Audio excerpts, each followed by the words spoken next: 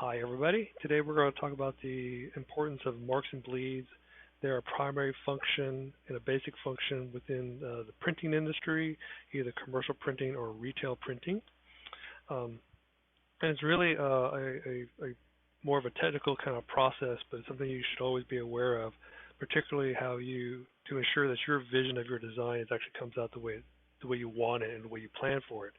Um, right now we're looking at a document here, and right here in the all four corners there are these marks right here, um, and these are the marks and bleed lines. They correspond with your InDesign document, which I'll show you in a second. Um, so if I were to line up this line here for this line here, you can see that there's a little bit more of an extra green part on the outside. So the inside lines between all of these are the document here and here, here and here. So that's a document. And then the outside set of lines is what's known as the bleed line.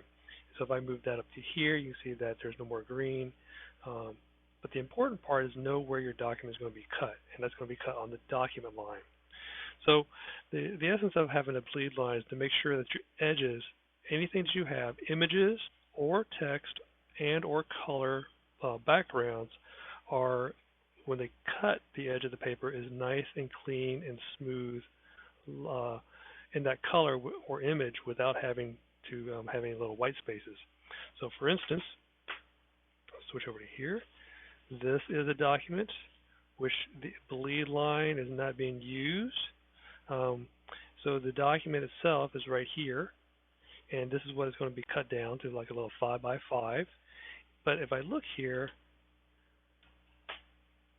there is nothing going to the bleed line when I line up the document lines to each other. And so what happens is if I were to cut this right on that line, if I just miss a little bit or I'm just a little bit off, you're going to have white edges of paper. For example, here's one here that I've cut out for you. And I want to look at the bottom one here since I have to flip it up here. And if you look very closely, the cut does not come right on the line. I kind of got a little off center there, and it kind of goes off from the document line. So when I pull this apart and lay it out, you can see that there's a little bit of a white edge here, and it kind of goes around all the other sides. So once one is cut in correctly, it's going to affect all the other sides if you want a perfect square. Now, using the bleed lines correctly,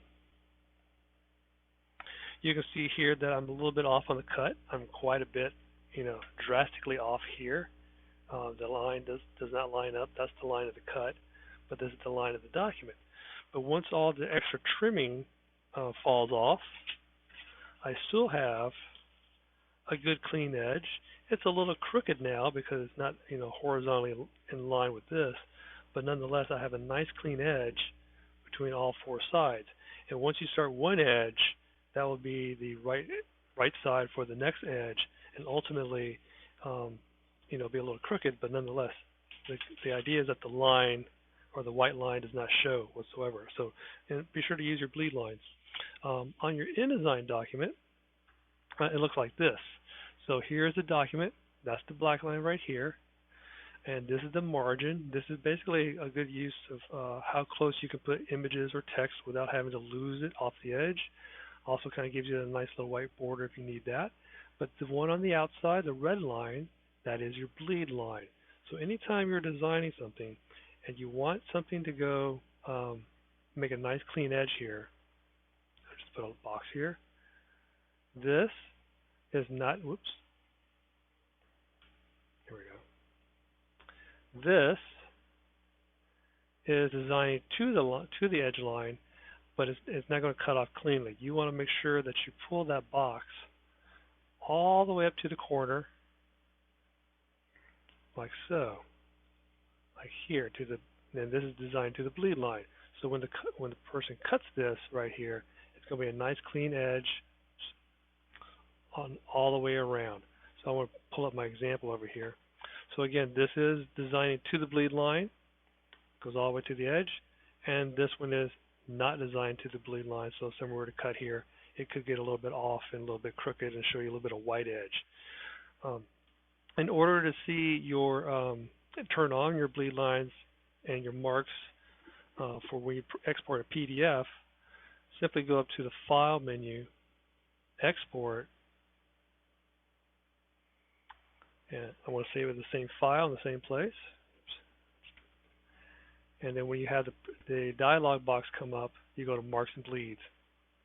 And you want to make sure all the boxes are checked, and you're using the document bleed setup in case you're doing something special, but the standard again is 0.125 on your bleeds. But you want to make sure they're all set up. Because what happens in the graphic design community, it is very often we see our documents like this.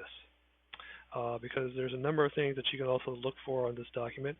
Besides, if you're using the marks and bleeds correctly, you can always tell the name of the file and the page number that you're looking in within that file, as well also documents the date and time that you made the PDF in order to keep track of documents, because that way you have the most up-to-date documents. Like you can always look there and say, like, oh, I got this document yesterday.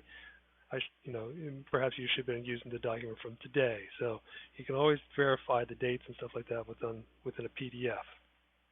And then once you have this set up on InDesign, you can just say export. If you have any questions, feel free to let me know. Otherwise, thanks.